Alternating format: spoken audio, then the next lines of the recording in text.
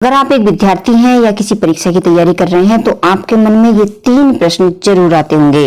पहला, जो याद करते हैं वह हम भूल क्यों जाते हैं। दूसरा प्रश्न, कैसे याद करें जो कभी हम भूले ही नहीं, जो एक बार हमने पढ़ लिया उसको हम नहीं भूलें, तो हम कैसे याद करें। ये प्रश्न भी जरूर आपके मन में आता है। और तीसरा प्रश्न, जो विद्यार्थी के मन में आता ही है कि जब हम पढ़ने बैठते हैं तो नींद बहुत आती है।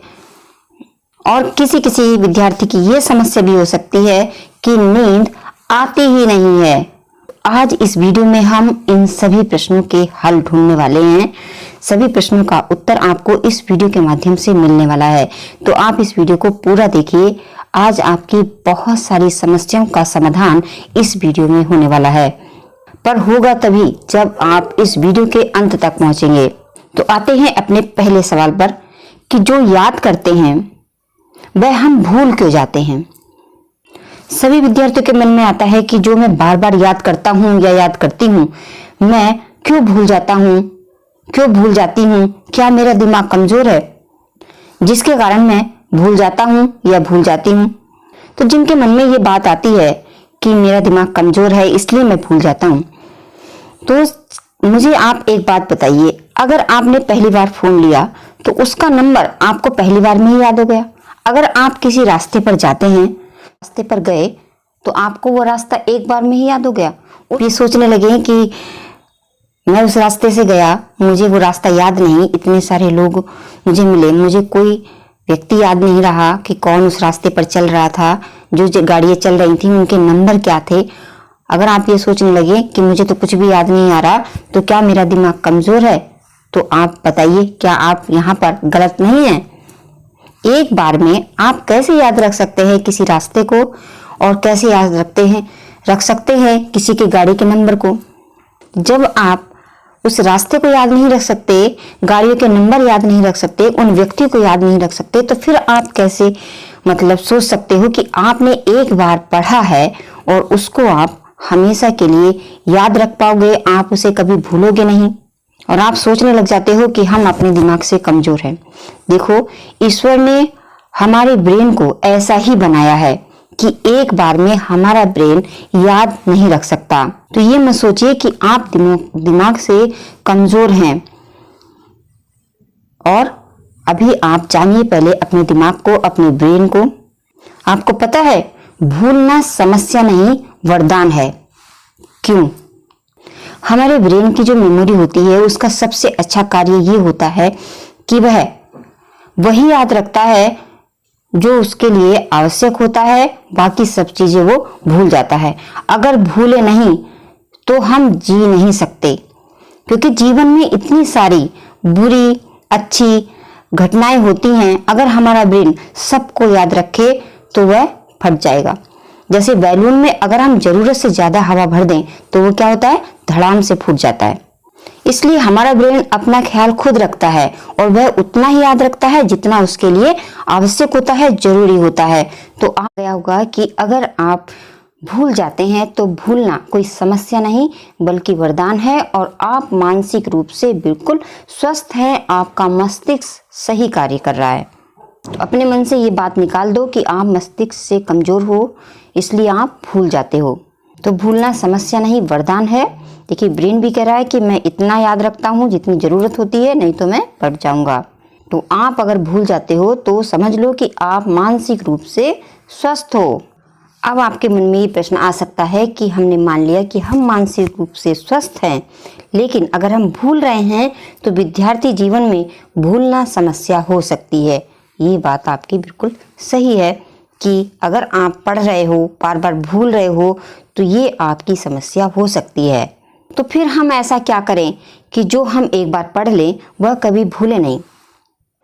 आपको फिल्मी गाने याद हो जाते हैं, फिल्म की कहानी याद हो जाती है, उसके हीरो हीरोइन याद रह जाते हैं, उसके डायलॉग याद रह जाते हैं। तो फिर क्या कारण है कि हम कोई चैप्टर पढ़ने के बाद उसको याद नहीं रख पाते हैं।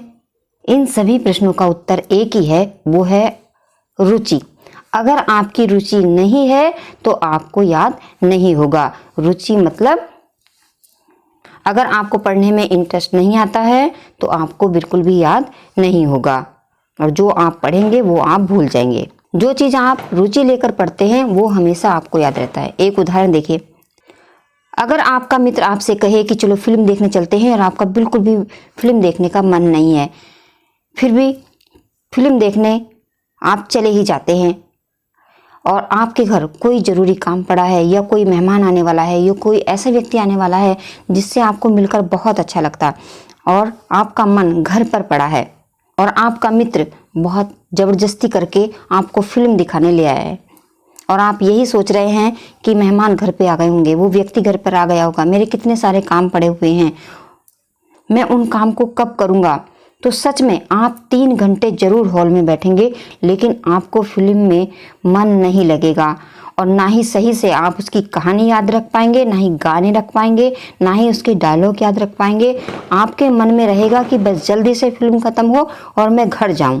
और यही स्थिति जब उल्टी होती है, जब आप मन से फिल्म देखने जाते हो तैयार होकर के कि आज हमें फिल्म देखने जाना है, तो आप बड़े ही ध्यानपूर्वक उस फिल्म को देखते हो और वो पूरी फिल्म में बड़ा आनंद लेते हो और सारी आपको कहानी याद होती है, उसके गाने याद होते हैं, डायलॉग याद होते हैं। फिल्म देखते समय बड़ा एंजॉय करते हो और वो फिल्म की कहानी आपको जीवन भर याद रहेगी। तो यही पढ़ने के समय होता है। आप जब पढ़ने बैठते हैं तो आपका मन इधर उधर भटक रहा है, एकाग्र होकर आप पढ़ नहीं रहे हैं, तो आपको याद नहीं होगा। आप पढ़ने तो बैठ गए पर आपका मन लग रहा है कि टीवी में इस समय कौन सा कार्यक्रम आ रहा होगा। पढ़ते पढ़ते फ़ोन ले लिया हाथ में पढ़ाई की वीडियो चलाने के लिए यूट्यूब पर, लेकिन यूट्यूब से कब फेसबुक पर पहुंच गए, कब फेसबुक से इंस्टाग्राम पर पहुंच गए, कब इंस्टाग्राम से व्हाट्सएप पर पहुंच गए। और इतनी हलचल लिए मन में आप पढ़ाई करने बैठोगे तो याद तो बिल्कुल नहीं रहने वाला है, क्योंकि आप इस तरह से जब पढ़ाई करोगे तो या तो केवल आप रीडिंग लगा रहे हो या उसे केवल रट रहे हो, तो फिर कैसे याद रहेगा। अब प्रश्न उठता है कि फिर हम कैसे पढ़ें जो हमें याद रहे और हम कभी उसे भूले भी नहीं। आप भूले नहीं तो उसके लिए आप फॉर्मूला बना करके याद करें। जैसे कि आपको दोहे की मात्रा याद करनी है तो आप याद करते हैं कि उसके पहले और तीसरे चरण में और दूसरे और चौथे चरण में, इस तरह से आप याद करते हो ना कि पहले और तीसरे चरण में 13-13 मात्राएं और दूसरे और चौथे चरण में 11-11 मात्राएं होती हैं। तो अगर आप रटोगे तो आप भूल सकते हो, लेकिन इसका एक फॉर्मूला तैयार कर लें तो आप कभी नहीं भूलोगे। जैसे कि आप इस तरह से 4 लाइनें खींचे, ये हो गए 4 चरण। अब आप यहाँ पर देखेंगे कि ये पहला है, ये दूसरा, ये तीसरा और ये चौथा।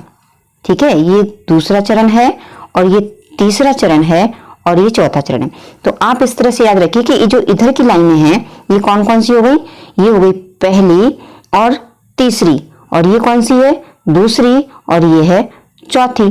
तो यहाँ पर ये मात्राएं होती हैं 13-13, इधर 13-13 मात्राएं होती हैं और इधर की जो मात्राएं होती हैं इसमें 11-11 मात्राएं होती हैं। तो अगर आपने अपने दिमाग में ये रख लिया है कि जो इधर वाली लाइन है उसमें 13-13 मात्राएं होंगी और इधर वाली जो लाइनें हैं उसमें 11-11 मात्राएं होंगी, तो आप बहुत आसानी से इसको याद कर सकते हैं और आप कभी भूलेंगे भी नहीं। और आप तुरंत से गिन करके पता कर लेंगे कि देखिए ये पहली और ये तीसरी और ये दूसरी और ये चौथी, यानी पहली और तीसरी में 13-13 मात्राएं और दूसरी और चौथी में 11-11 मात्राएं होती हैं। और अगर आपको करना है सोठा याद, तो सोठा होता है दोहे का उल्टा। तो अगर आप इस तरह से अब उसको उल्टा कर दीजिए और आप इस तरह कर दीजिए कि जो हमारा दोहा था उसका अब हमें उल्टा करना है, तो इधर की साइड में हो जाएंगी 11-11 मात्राएं और इधर हो जाएंगी 13-13 मात्राएं। तो आप कभी नहीं भूलोगे कि दोहे और सोठे में कितनी कितनी मात्राएं होती हैं। अगर आप कोई जीवनी याद कर रहे हैं तो जीवनी का भी इस तरह से एक फार्मूला बना लीजिए। जीवनी के फार्मूले को याद करने से पहले 7/11/2021 के अखबार की एक खबर है जो बहुत जरूरी है, वो मुझे आपको देनी है, पहले आप उसे जान लें। ये खबर आपके लिए बहुत जरूरी है, इसको ध्यान से पढ़िएगा। कि बाले की ये खबर है, उसको ध्यान से पढ़ना है। देखिए खबर क्या है। खबर है कि अमेरिकी अंतरिक्ष एजेंसी नासा ने कहा है कि सदी का सबसे लंबा चंद्र ग्रहण 19 नवंबर शुक्रवार को कार्तिक पूर्णिमा के दिन लगेगा। इस मौके पर पृथ्वी सूर्य और चंद्रमा के बीच से गुजरेगी। ग्रहण दोपहर 1:30 के बाद अपने पीक पर होगा। इस दौरान पृथ्वी पूरे चंद्रमा को सूरज की किरणों से ढक देगी। खगोलविदों के अनुसार इस दौरान चांद का रंग सुर्ख लाल होगा, जिससे भारत के कई हिस्सों से देखा जा सकेगा। इससे पहले 26 मई को चंद्र ग्रहण लगा था।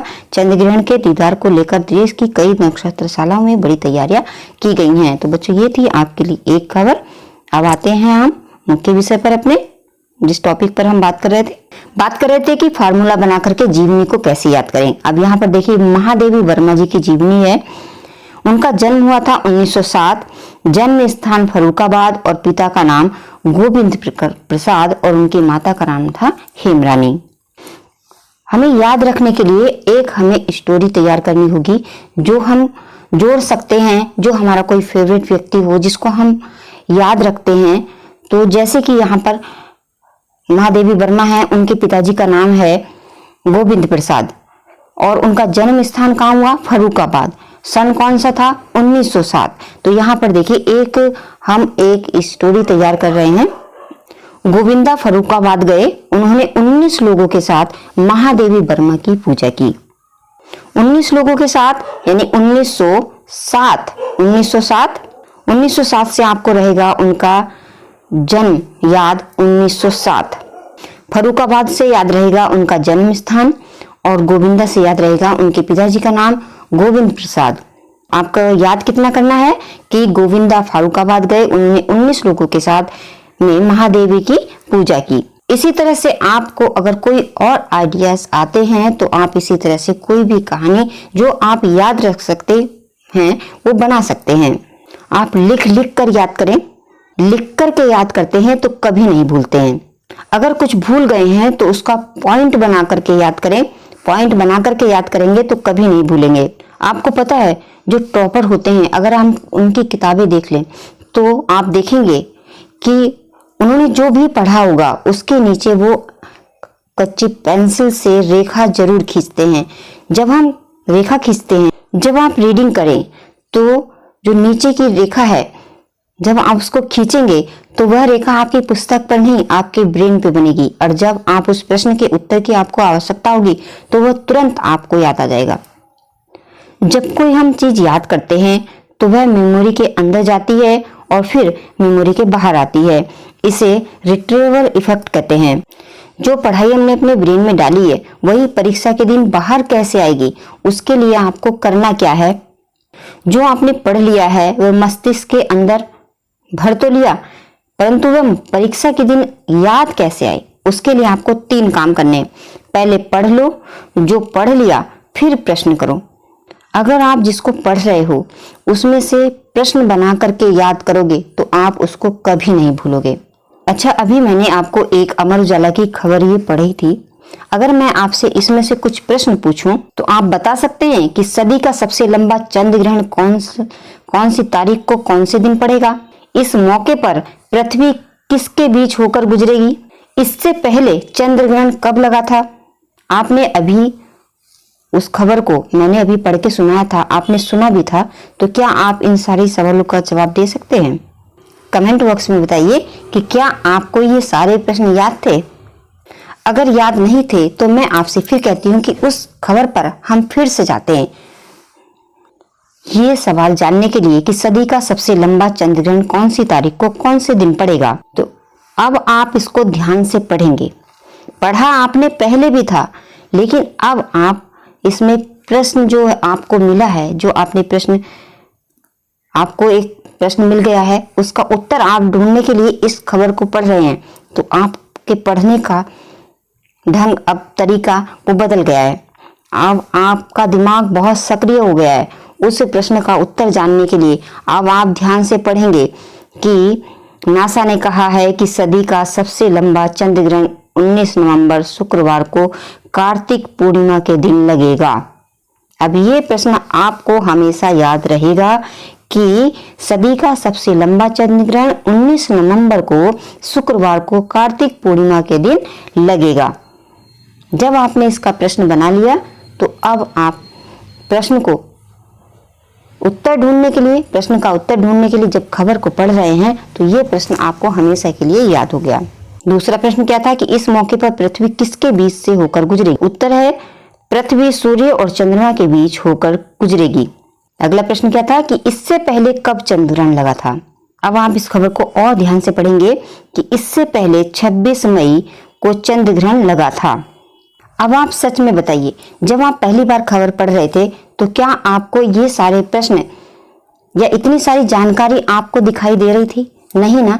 जब हमने इसके प्रश्न बनाए तब आपने दोबारा से इस खबर को पढ़ा तो ये सारे जो प्रश्न इसमें छुपे हुए थे, जितनी जानकारी इसमें छुपी हुई थी, वो सब आपको याद हो गई। पढ़ा पहले भी था, पढ़ अब भी रहे हैं, लेकिन अब जब प्रश्न सामने हैं तो आपका ब्रेन अलग तरीके से और ध्यान लगा करके उस खबर को पढ़ता है। इसका अंतर आपको समझ में आ गया? पहले आपने खबर पढ़ी थी, आपको खबर पढ़ने पर थोड़ी बहुत जानकारी मिली, लेकिन जैसे ही आपके सामने प्रश्न आए तो जब दोबारा से पढ़ने को कहा गया तो आपने उन प्रश्नों के उत्तर उस खबर में ढूंढने की कोशिश की। अब सच बताइए, आपको ये सारे सवालों के उत्तर याद हो गए कि नहीं हो गए? कि सदी का सबसे लंबा चंद्र ग्रहण कौन सी तारीख को कौन से दिन पड़ेगा? अगर याद हो गया है तो कमेंट बॉक्स में जरा बता दीजिए, ठीक है? कमेंट बॉक्स में आप लिखते हैं तो लगता है कि आप भी मेरे साथ में उस बात को सुन रहे हैं। मैं बता रही हूं और आप सुन रहे हैं और समझ रहे हैं। याद हो गया आपको कि इस मौके पर पृथ्वी किसके बीच होकर गुजरेगी? इससे पहले कब चंद्र ग्रहण लगा था? सारे ही तीनों के तीनों सवाल आपको बिल्कुल अच्छी तरह से याद हो गए होंगे। तो आपने जान लिया कि जब हम प्रश्न बना करके किसी को याद करेंगे तो वो हमेशा के लिए हमको याद हो जाएगा। पढ़ा हुआ याद रखने के लिए आपको उसका बार बार रिवीजन करना होगा। जब आप नए रास्ते पर जाते हो, पहली बार में वो रास्ता याद नहीं होता है, लेकिन जब बार बार उस रास्ते पर जाते हो तो वह रास्ता आपको याद हो जाता है और वो आप कभी नहीं भूलते हो। क्यों नहीं भूलते हो? क्योंकि आप उस रास्ते पर बार बार जा रहे हो। तो अगर आप किस पढ़े हुए का बार बार रिवीजन करोगे तो जैसे आप रास्ता नहीं भूलते हो वैसे ही आप पढ़ा हुआ भी नहीं भूलोगे। जिस रास्ते पर आप बार बार जाते रहते हो तो आपका जो ब्रेन है उस रास्ते का एक मैप आप बना लेता है, जिससे आप कभी भी उसको नहीं भूलते हो। इसी तरह से आप जब बार बार रिवीजन करते हो तो आपका ब्रेन एक मैप बना लेता है। जब आपको उसकी जरूरत होती है तो वो आपको याद करा देता है। और अगर आपने रिवीजन किया है तो मेमोरी में जो आपने भरा है, जो आपकी मेमोरी के अंदर गया है, वो परीक्षा के दिन बाहर जरूर आएगा। परीक्षा के दिन आपको लगेगा कि मैं सब कुछ भूल गया हूँ, मुझे कुछ भी याद नहीं है। तो जान लो ये कोई समस्या नहीं है, ये सामान्य बात है और आप सामान्य व्यक्ति हैं, आप स्वस्थ हैं, आप स्वस्थ व्यक्ति हैं, क्योंकि सभी के साथ ये होता है। सभी को लगता है, चाहे कोई भले ही टॉपर रहा हो परीक्षा में, उसको भी ये लगता है परीक्षा के दिन कि मुझे कुछ याद नहीं है, मैं सब कुछ भूल बैठा हूँ। लेकिन जब आप लिखने बैठोगे तो आपने अगर पढ़ा है तो वह जरूर आपको याद आ जाएगा। आपने पढ़ा अधिक है और आप उतना तो लिख ही देंगे जितना कि आपको लिखने की आवश्यकता है। तो आप घबराए नहीं कि आपको ऐसा लग रहा है कि आप भूल गए हैं। निश्चित होकर परीक्षा में जाइए, आपको सब कुछ याद आ जाएगा अगर आपने पढ़ा है तो। अब आते हैं अपने तीसरे प्रश्न पर। जब पढ़ने बैठते हैं तो नींद बहुत आती है, या कुछ बच्चों का प्रश्न हो सकता है कि नींद आती ही नहीं है। इसके लिए आप समय से पढ़ने बैठेंगे तो आपको नींद नहीं आएगी। अगर आप रात के 11 बजे से 3 बजे तक पढ़ने बैठेंगे तो नींद तो भाई आएगी। अगर नींद आ रही है तो इसका कारण ये भी हो सकता है कि आप कहाँ पर बैठ करके पढ़ रहे हैं। आप कुर्सी मेज लगा करके पढ़िए, कुर्सी मेज नहीं है तो चौकी लगा कर पढ़िए। इससे आपके दिमाग को ये पता रहेगा कि मैं यहाँ पर पढ़ने बैठा हूँ, आराम करने नहीं। तो आप अधिक जो आपका पढ़ाई का जो फोकस रहेगा वो पढ़ाई पर ही रहेगा, आपका दिमाग इधर उधर नहीं भटकेगा, समय बर्बाद नहीं करेंगे आप। लेकिन जब आप बेड पर बैठते हैं तो बेड पर आप आराम से पढ़ रहे होते हैं और आपको कब नींद आ जाती है आपको पता भी नहीं चलता है। तो बीच बीच में रेस्ट जरूर करें। और हो सके तो बेड पे बैठकर कभी भी पढ़ाई ना करें। बेड पर बैठकर पढ़ाई करेंगे तो कब आप सो जाएंगे आपको पता भी नहीं चलेगा। और सबसे बड़ी बात कि 4-5 घंटे लगातार ना पढ़ें। आराम से बीच बीच में अपने दिमाग को आराम दें और फिर फ्रेश होकर के पढ़ें। इससे आपको बहुत अच्छी तरह से समझ में आएगा। और लेट करके आप बिल्कुल भी ना पढ़ें। लेट करके पढ़ेंगे तो बहुत जल्दी आपको नींद आ जाती है और इससे आंखों पर भी असर होता है। आंखें भी जल्दी खराब हो जाती हैं। और अगर नींद आ रही है तो सो जाइए, क्योंकि आपको ब्रेन को आराम देना भी बहुत जरूरी है। विद्यार्थी को परीक्षा की तैयारी करते समय बहुत ही हल्का खाना खाना चाहिए। पिज्जा, बर्गर, समोसा, पकौड़ी, पूरी, तली भुनी चीजें, इन सब से दूर रहना चाहिए, क्योंकि इससे आलस्य पैदा होता है और जब आलस्य आता है तो नींद आती है। इसलिए परीक्षा के दिनों में हल्का फुल्का खाना खाना चाहिए। आराम दे देकर पढ़ाई करें। 1 घंटा पढ़ें, फिर आराम करें, कुछ थोड़ा खाएं, पिए, हंसें, बोले। ये नहीं कि अगर आप परीक्षा की तैयारी कर रहे हैं तो ना किसी से बोल रहे हैं, ना बात कर रहे हैं, ना हंस रहे हैं, ना बोल रहे हैं। थोड़ा सा टीवी देखें, जो आपके मनोरंजन की चीज़ है उसको देखें, थोड़ा गाना सुने, संगीत सुने, कुछ खाएं, फिर फ्रेश होकर के जब आप बैठेंगे तो आप दोबारा से जब बैठेंगे पढ़ने तो आपको बहुत अच्छी तरह से याद होगा, इसकी अपेक्षा कि आप लगातार 6-7 घंटे पढ़ाई कर रहे हैं। तो ये भी आपने समझ लिया कि नींद बहुत आती है या आती ही नहीं है। तो ये तो समझ लिया कि नींद बहुत आती है, तो इसके लिए क्या करें। अब आती ही नहीं है तो इसके लिए क्या करें। अगर आपको पढ़ने में रुचि है तो आपको नींद नहीं आएगी, रुचि नहीं है तो नींद आएगी। अगर नींद आ रही है तो सो जाइए, थके दिमाग से मत पढ़िए, सोकर तरोताजा होकर पढ़िए। कई घंटे लगातार पढ़ने से अच्छा है कि 1 घंटा पढ़ें, मन से पढ़ें और एकाग्रता से पढ़ें। अब अगर नींद नहीं आती है तो भाई अपनी जीवन शैली बदलिए, जल्दी सोना, जल्दी जागने की आदत डालिए। कल्पनाएं करना अच्छी बात है, पर अति कल्पनाओं में मत खोइए। जब कोई फालतू का विचार मन में आए तो प्रश्न करिए कि क्या ये सोचना मेरे लिए आवश्यक है। इस समय जरूरी बात है जिसके बारे में सोचकर समय बर्बाद किया जाए। अपने मन से निगेटिव विचार को ना आने दें। निगेटिव विचार मन में बिल्कुल भी ना आने दें। निगेटिव विचार केवल आपकी नींद को ही नहीं खाते, बल्कि आपके रिश्तों को बिगाड़ देते हैं और आपके दिमाग को खोखला कर देते हैं। और वीडियो के अंत में पढ़ाई का मूल मंत्र, परीक्षा में उत्तर लिखने के लिए नहीं मत पढ़िए, सीखने के लिए पढ़िए। रट कर नहीं, समझ कर पढ़िए, डर से नहीं, शौक से पढ़िए। इस वीडियो को अगर आपने पूरा देखा है तो देख करके अपने मित्रों के साथ जरूर शेयर करिए, ताकि इस वीडियो का लाभ सभी को मिले।